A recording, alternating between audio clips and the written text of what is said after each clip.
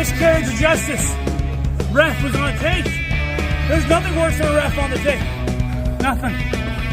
There's nothing worse than losing, than not being invited to be a guest on the Countdown City WrestleCast.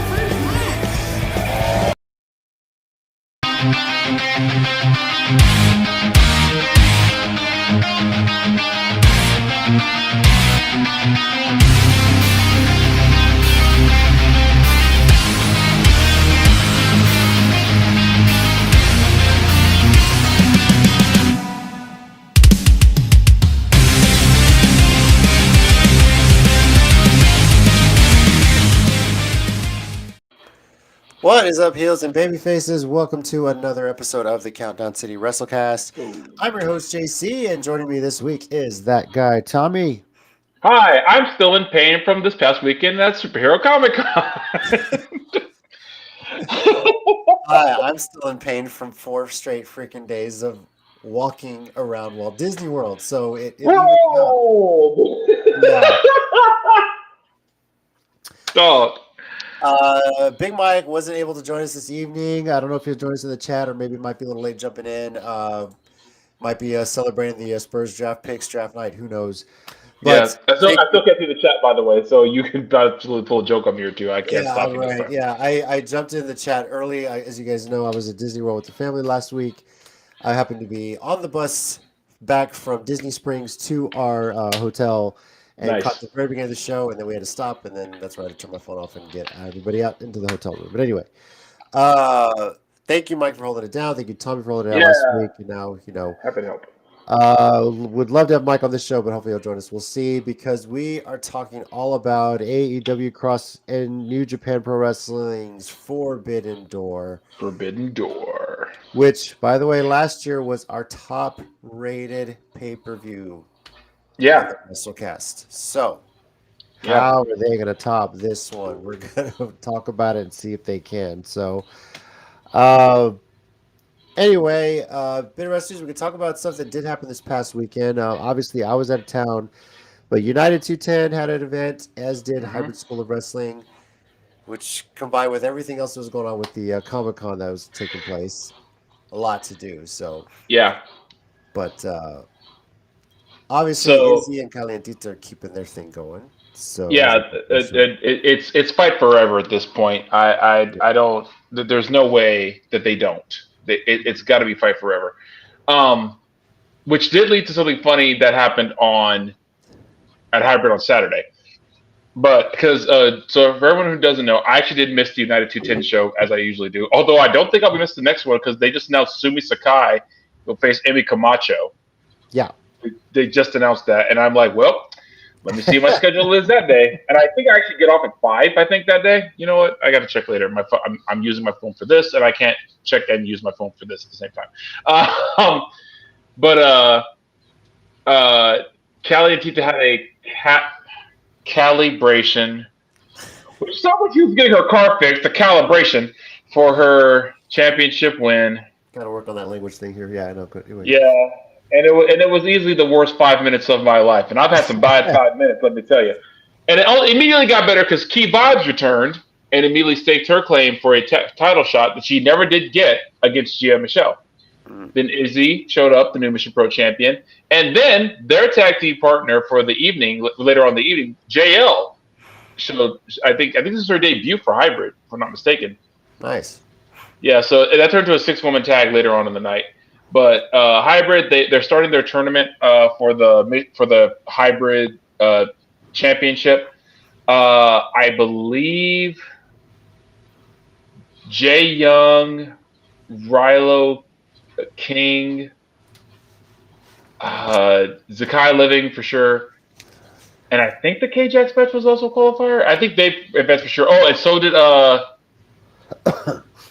Diego Renee and Don Juan. This is interesting. Don Juan faced Jesse Funaki, friend of the WrestleCast and son of legendary Sho Funaki. But after the match, he proceeded to keep beating up on Jesse Funaki, and Funaki-san didn't like that. And I haven't seen Sho Funaki get in the ring in a while, but man, he came flying out of nowhere So if that means I get a Shofunaki versus Don Juan match somewhere down the line, I am cool in the gang with that. So I mean, it could happen. You can still go, right? So yeah, oh yeah, he can still go. And I don't know if he'll get to watch this, but Jesse is continually getting better. You know, it's. I always like the guys, especially who are like wrestling legacies, who don't just rest on their laurels of like just being the child of their parent, whoever it is. He really is. You can see him getting better every time he's in the ring. And it's really cool to see because he's got such a great attitude, such a great guy. You know, we've talked. We were his first interview on the show, and he's just got a really good spirit about him, and I like how he carries himself. So yeah, I was debating talking about this, but I did notice something. I said after K-Jack shows up, suddenly Jay Young and Rilo King, who were two very nice young gentlemen before he showed up, suddenly K-Jax appears and he just turns them all rowdy. I don't know what the hell's going on in that locker room, but K-Jax showing up with that militant behavior. So.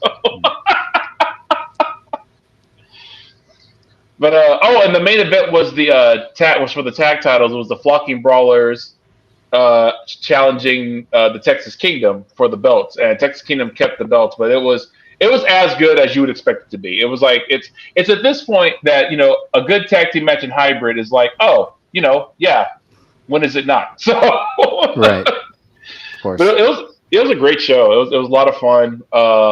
A bit of a smaller crowd. I think it was just the combination of like maybe the Superhero Comic-Con and just other factors, but a bit of a smaller crowd. But they were red hot. It was really fun. That's good. Probably the heat too. Summer's just a little crazy right now. Yeah. Did they announce what the next hybrid show is by chance? I don't know if they put that out yet. July. Yeah, they did. I want to say it's the 20th. So the week after BLW. I want to say it's the 20th. That would be a busy weekend because you're going to have United 210 on the 19th, Hybrid the 20th, and RCW on the 21st. So yes. Oh, what? I don't know. I got to look up his name because it's not the original Sin Cara, but I think it was Sin Cara 2. Okay. Yeah, I think. Oh no, or is it the original Sin Cara? Hold on.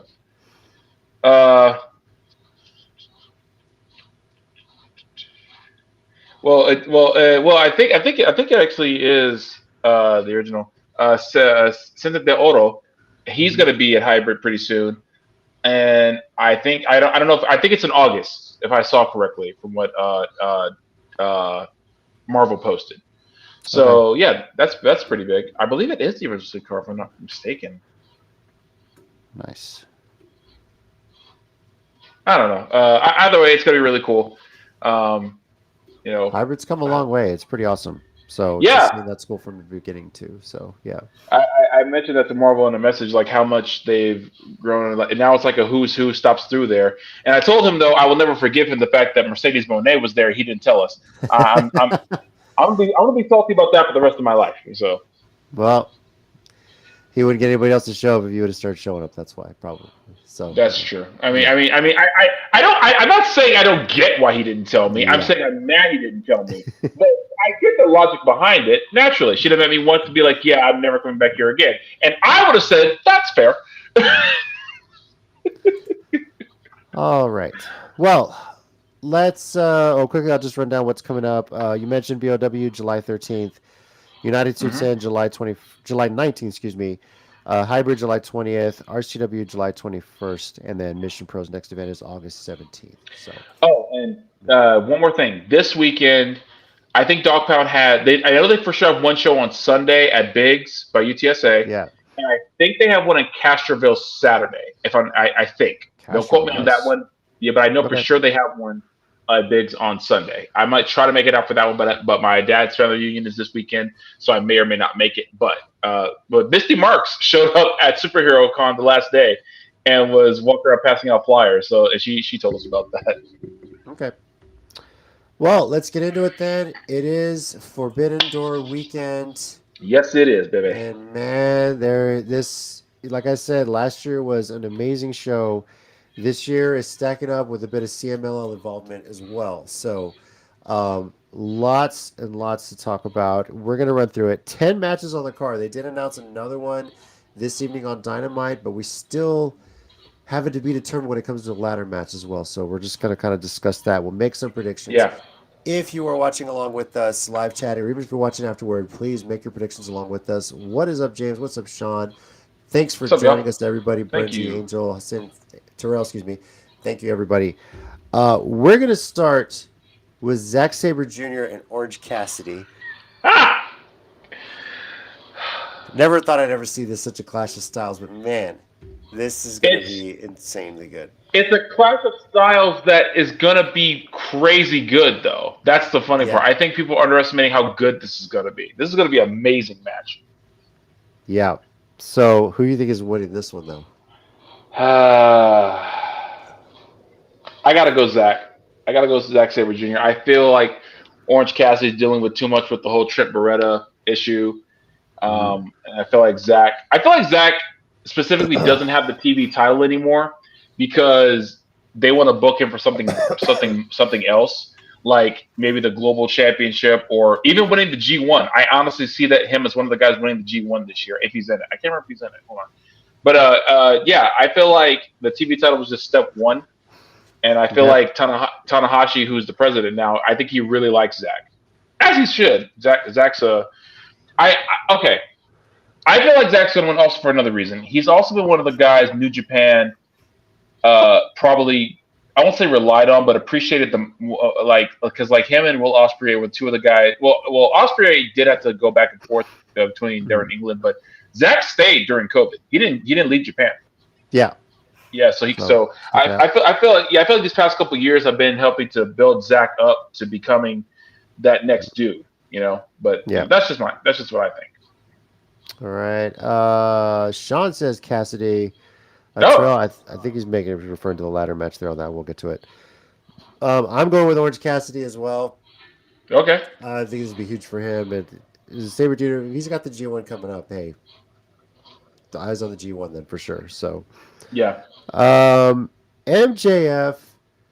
versus Hechiseto from CMLL. Yeah. And I feel like this has to be MJF, especially with such a return that he has had. It would suck for him to lose his first match back. So.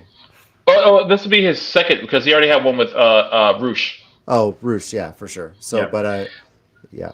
But I agree with you. I feel like this is going to be Max's match to I guess maybe start building back because I really feel like that's what this might feed into my pick later.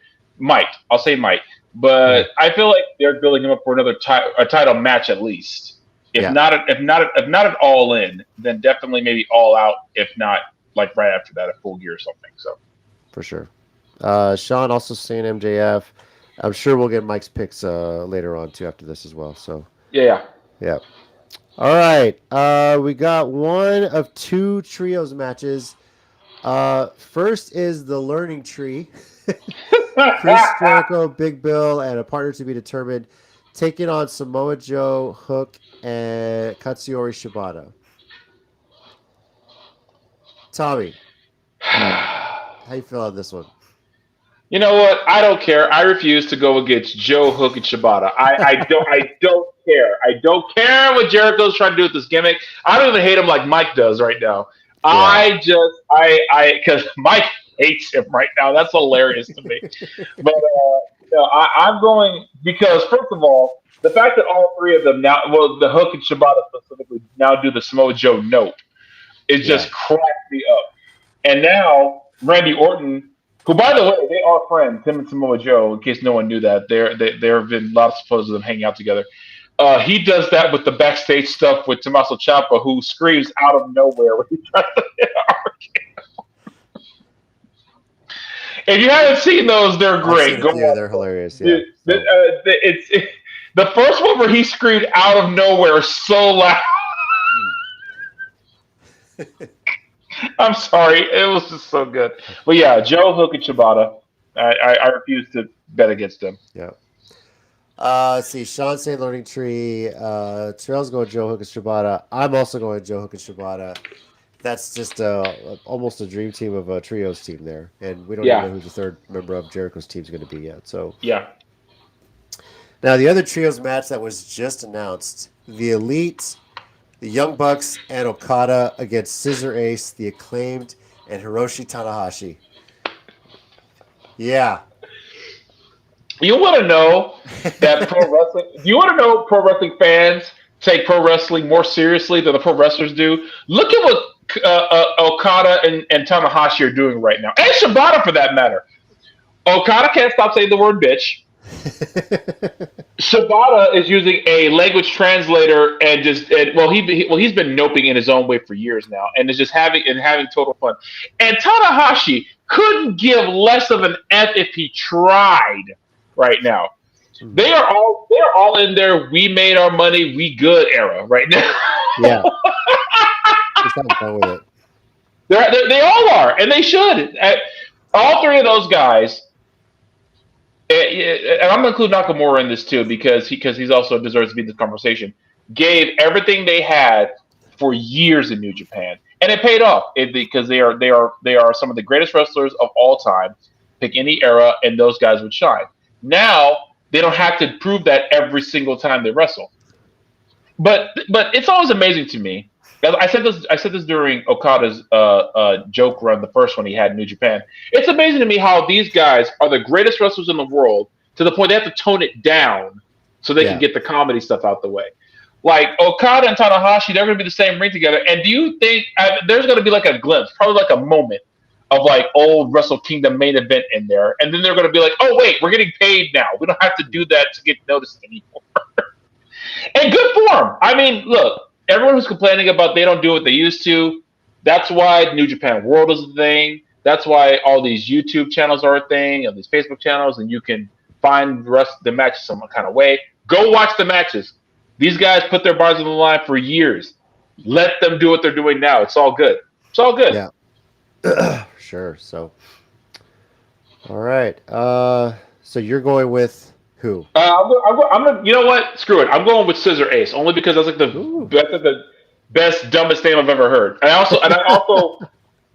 I also really, really, really want to believe that the Acclaimed are gonna beat the Young Bucks for the tag titles really soon. So that's why I'm picking Scissor Ace. Terrell says the Acclaimed. Let's see here. Sean's saying the EVPs. That's how he put it in the chat. I'm going with the Elite. I loving the way that they are bringing Okada into the fold here with having getting involved and stuff has been so fun. Oh, dude, so. I feel like I was originally questioning a heel Okada. I was like, how is that going to work? And I am so glad I could say I stand here 100% corrected. Oh my God, This is some of the most hilarious stuff I've seen out of him ever. I'm so happy they did this. All right. In the middle of all this, we have a first-round match for the men's Owen Hart Cup tournament, and it's Bryan Danielson versus Shingo Takagi, of all things.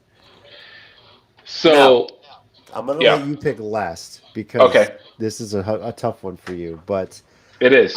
I'm going to go with Bryan Danielson. I think, if I'm not mistaken, he's undefeated at Forbidden Door at this point, and I kind of want that to stick around. I think so. Yeah, so I'm sticking with Bryan Danielson on this one. So, Tommy, where are you going? Okay. I'm going with Bryan Danielson, but I'm checking right now because everyone keeps saying this is their first match, and it's not. They had one other match before, one-on-one, and it was, good God, 14 years ago. Wow. It was Dragon Gate USA in Philly at the arena. I was looking it up just to make sure I was looking at this right. Okay, so I'm gonna go Bryan Danielson, but I cannot wait for the Bryan Danielson of now versus the Shingo Takagi of now to lock it up because this is gonna be fire. So I feel like this one could steal the show.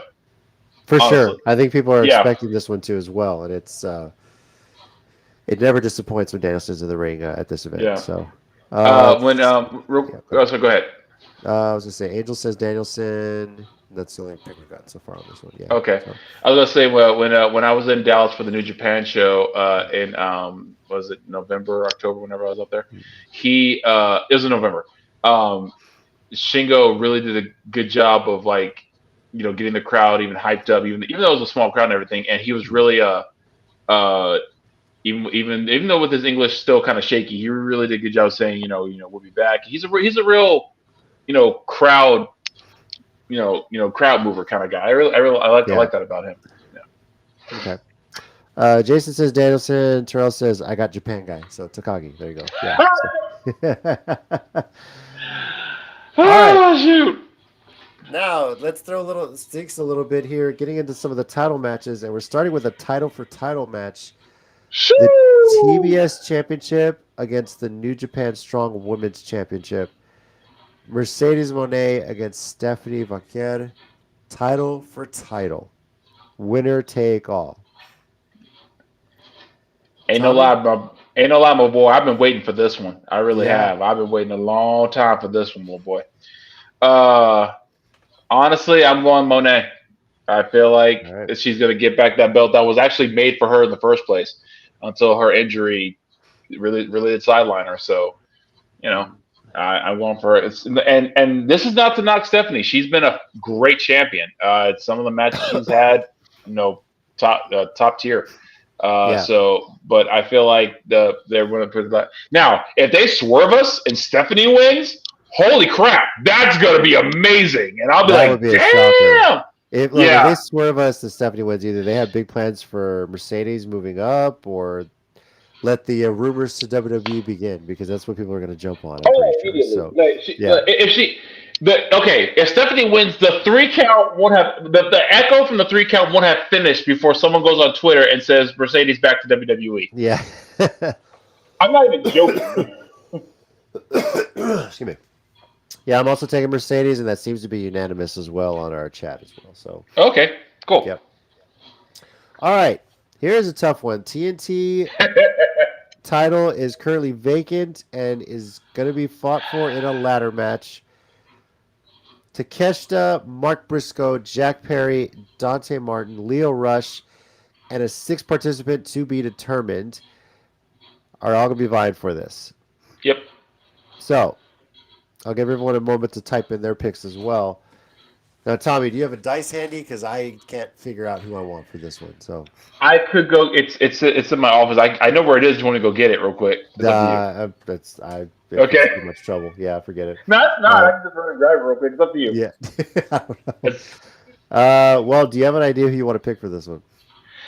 I do, and it's kind of random, but I kind of want to explain why. Okay. I'm actually going Konosuke Takeshita. Okay. Because I feel like Jack Perry is such the obvious choice that I feel like that costing him this would be hilarious.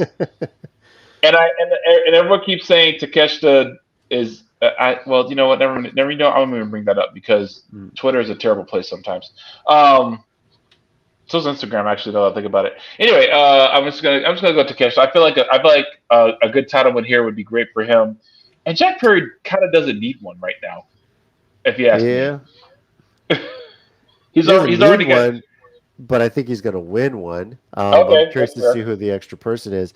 It seems like Sean thinks it's gonna be Rush as the sixth part of the ladder match. But, ooh, that'd be fun. Yeah. Or I'm sorry, Leo Rush. He's picking Leo Rush. Excuse me. So, I was thinking Leo that's Rush. confusing because he just put Rush, so I was like, is he saying Rush or Leo Rush? So he's picking Leo Rush.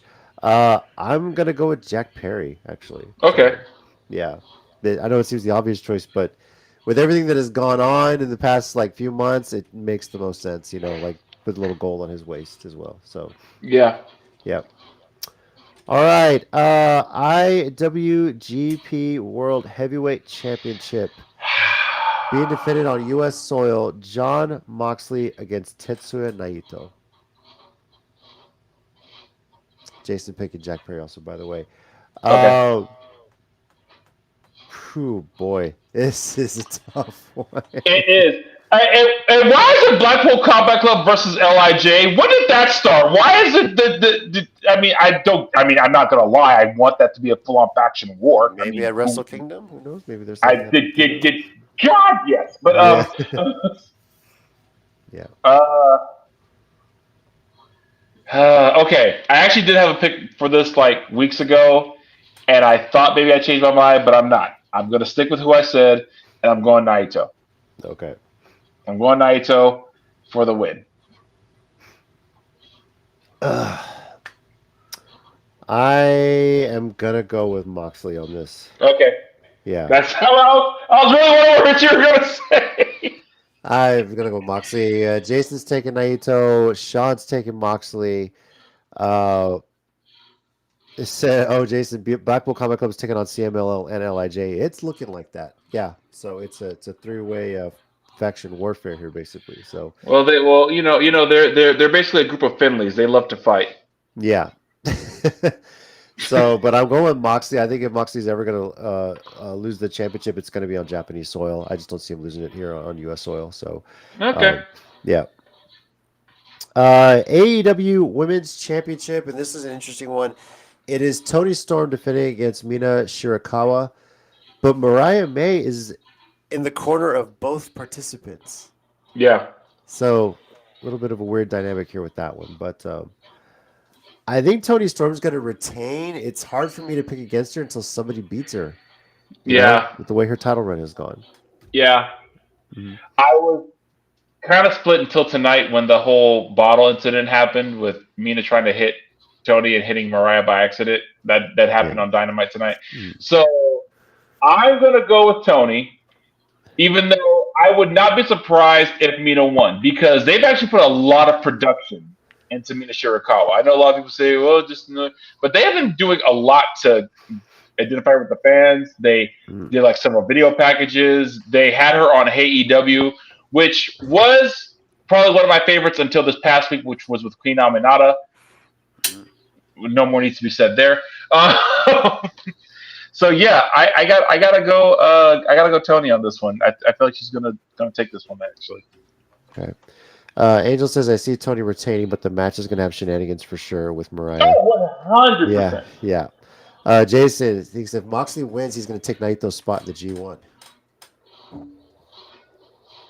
Is that on the line? Did I miss that? I don't know. No, but that is kind of a common thread. Like sometimes when guys win, the G1 is that big a deal. Like people will try to fight for the spot legitimately. But the funny thing is, though, I think this one. It's back to blocks this year. Is it not round robin? Is it elimination style this time? That's interesting. Hold on. I think it's elimination this year. It's not round robin. Or was it? Or was it just to get it? Okay, no. I'm wrong. It is round robin. Those were qualifiers. Okay. Woo. I was like, hey, yo, but no. Okay, it's round robin. Okay, Jason says Naito said it, so I guess that is the spot. The spot in the G1 is basically on the line in addition to the championship. Yeah. Jason also said if Toni Storm wins, then all three will embrace at the end, referring to the women's match. So, yeah. Yeah. Mm-hmm. I see that. Yep. All right. Now the AEW Championship, Swerve Strickland defending against Will Ospreay. I'm going Ospreay. He's just been hot. It makes perfect sense right now. It really does. It really does. Right now, the way he's been built up, the way they've been running him these last few months, it makes perfect sense for me to have him beat Swerve. And that would be amazing. Sean is also agreeing with me that it's going to be Ospreay. So, Tommy, you're thinking about this. You're back and forth. Jason says Swerve. Yeah, you know what? I'm sticking with Swerve. I'm going Swerve. Okay. Yeah, I personally think it's too soon, in my humble opinion. But I also feel like I do get the logic of Will winning because he would absolutely be guaranteed a main event spot at not Forbidden Door. That's what we're talking about. Wembley, all in. Oh yeah. But nah, I feel like it's gotta be though Swerve, right? It doesn't gotta be, but I just feel like Swerve's gonna. Yeah, I feel like Swerve's gonna hold on to it. It's hard to predict these sometimes. It really is. It is. So yeah. Angel says Swerve. Terrell is saying Swerve as well. So. All right. Well, that is what is on the card for Forbidden Door. Uh, now, Forbidden Door itself takes place. I'm sorry, that should say Sunday, not Saturday. Sunday, June 30th at 7 p.m. Central Time. I think the buy-in's at 6 o'clock. Taking place at the UBS Arena in Long Island, New York. Now, your pay-per-view options, normally you have Bleacher Report. There's also pay-per-view.com. You can go to your local Dave & Buster's to watch. And I believe New Japan World's going to carry this as well if you have a New Japan World subscription, right, Tommy? I'm I pretty sure it's think so. co-promoted. I think so. Yeah, I think I double Yeah. check, but I think so. Yeah. Yeah. Traditional pay-per-view as well. I believe the cost will be $50 for this event. So well worth the money. As I mentioned, this was our top-rated event of last year when we went through our WrestleCast ratings, and it was really difficult to top. So, and it seems to be pretty consistent with that, which is crazy because it's only midway through the year, and they kind of set the bar with this one. So, Yep. yeah. So, Sean, thinking about the mystery person, I guess for the ladder match, he's hoping it's Joe Hendry. That man would be everywhere. So. Dude, and I feel, but honestly, I feel like he's like the one guy that could be everywhere, and it'd be Yeah. okay. Because I think, because you know what, why I think that I mean, it's not likely, but it could be possible only because something like freaking what's his name, Rocky Romero will be like, hey guys, I believe in Joe Hendry. And it's like, okay, he can come. So it's like, Yeah, right. he's like, you're all right. Tony Khan's like, all right, you convinced me. Let him. He can come over. Let him come on in. It's fine. So, Yeah. Hang on. I forgot to load this, but now I just. Oh, shoot. Oh yeah. It just starts up without giving me a chance. Jesus, thanks a lot, dude. Jesus Christ. Well, yeah. Hilarious. It's time for a 1 minute warning segment here. I guess so. Yeah. Tommy, you got something this week? Yes. All right. Whenever you're ready, set, go for it. Okay. So first things first is big shouts out to Jessica Havoc. She's posted something on Twitter or X earlier today. I saw about like fake friends and how fans should tend to treat her. And I just want to say I have nothing but respect for her for all the times that I've met her. She's been nothing but one of the sweetest, coolest, kindest people I've ever met. So I got no problem with her. If some of y'all out there do, why? What's wrong with y'all? But also, besides that, and I know people talk about it, but soft ground wrestling.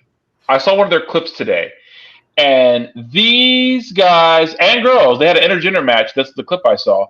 They are going ham in this promotion. And I say just watch clips of it if you've never seen them. Soft ground wrestling, they are so much fun. You see this passionate people just want to do pro wrestling. They don't have a ring, they don't have ropes. Who cares? They went out there and they did it. This is one of the coolest things I've ever seen, and this is my proof positive that pro wrestling really is something that brings people together. So props out to soft ground wrestling. I hope they somehow get a TV deal, like they just streams all over the world, because I'm a fan. And they just seem like an awesome promotion. Nice. To look that one up for sure. Yeah. So. All right. For my 1 minute warning, I'm just gonna say, yeah, Disney was wild. It was crazy. Not really wrestling related, but I haven't been to Walt Disney World in 32 years prior to this past weekend, so it was the first time in Animal Kingdom for me. I'm gonna say for all the geeks out there, this is part of the Geekcast Network as well.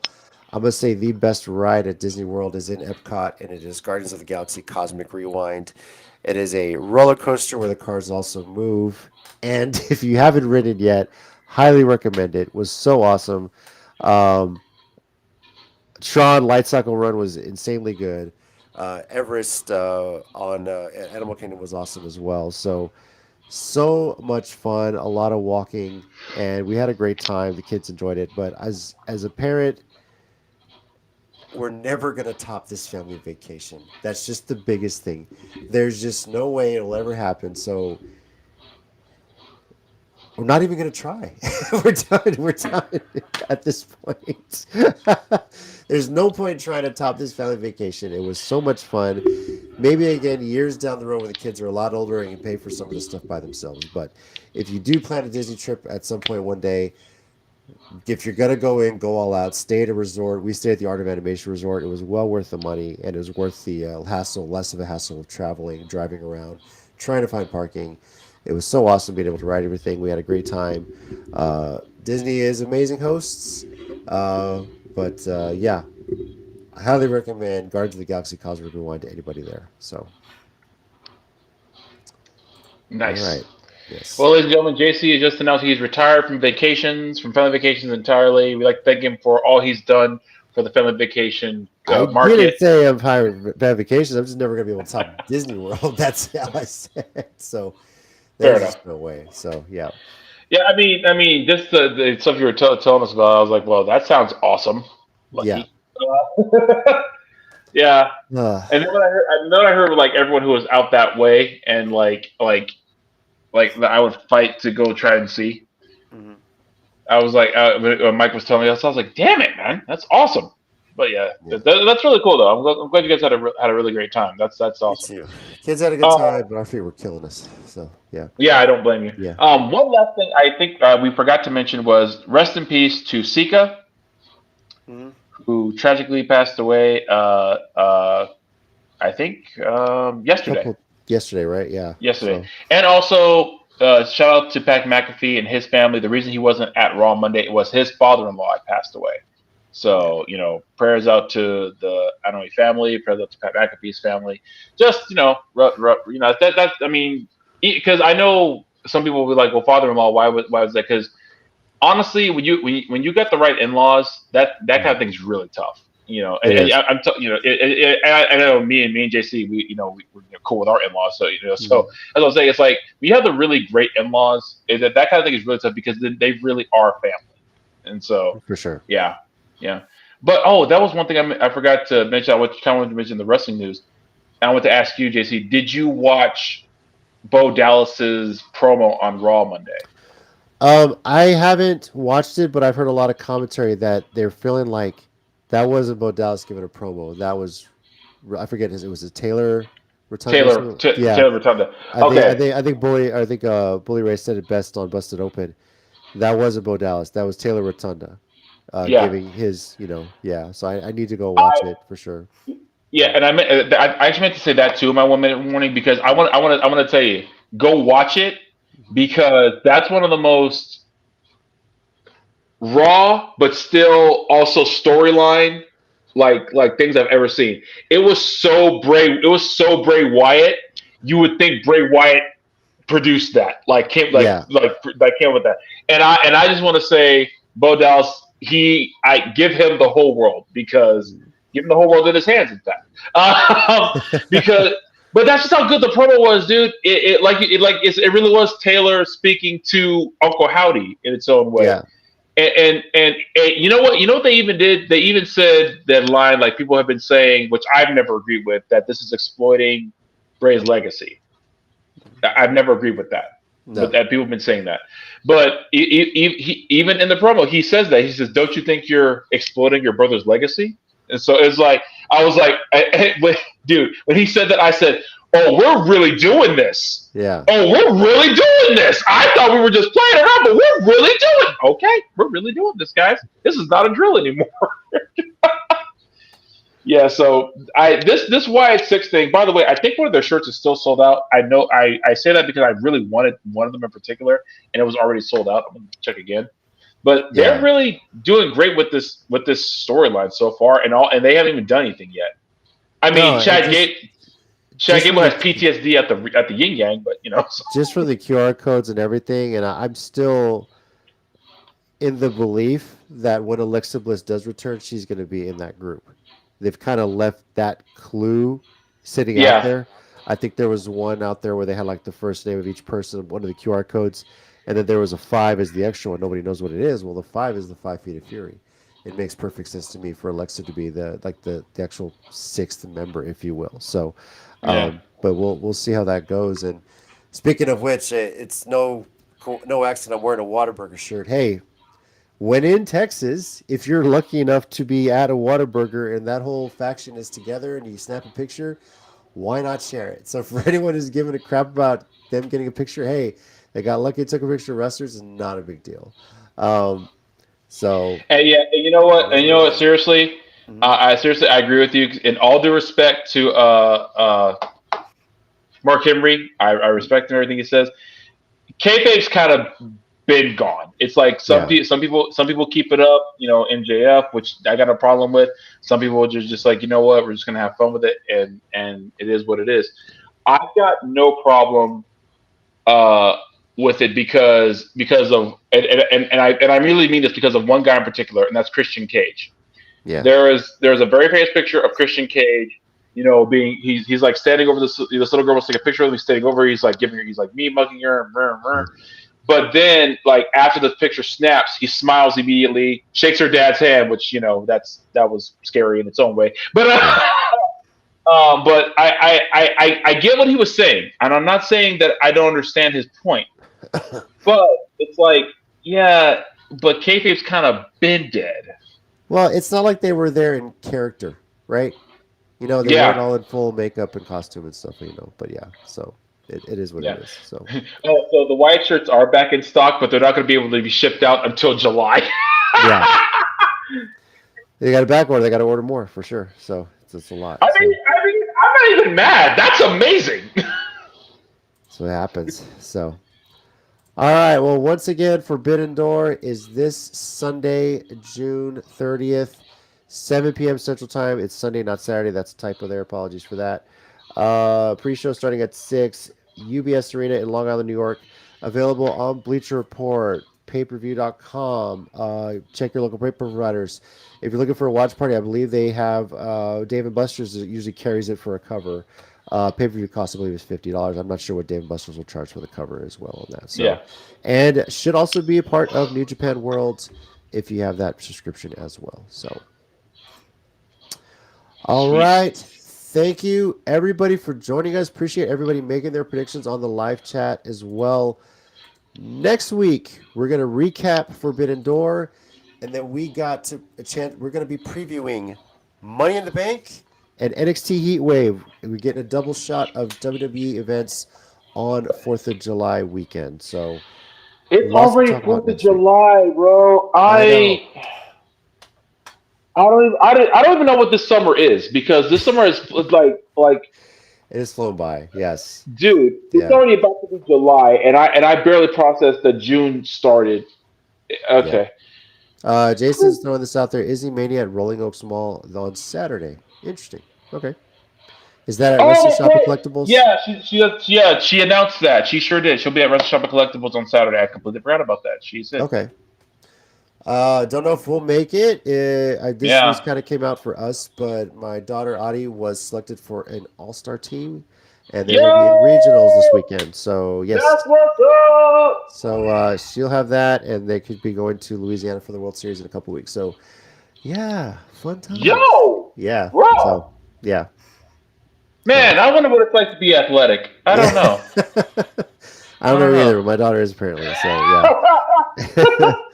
Well, I don't know what it's like to be good at a sport. Tell your daughter to tell me what that's like someday. I want to know what's it like to be good at a sport. Is it a thing that you like enjoy? Because I have no idea what that feels like. It is something she's worked her ass off for. I'll say that, and it's. Oh yeah, for sure. If you want something, you got to work for it. She's put the work in. So yeah. Yeah, sure. That's awesome, man. That's awesome. Yeah. She absolutely earned that. That's so cool.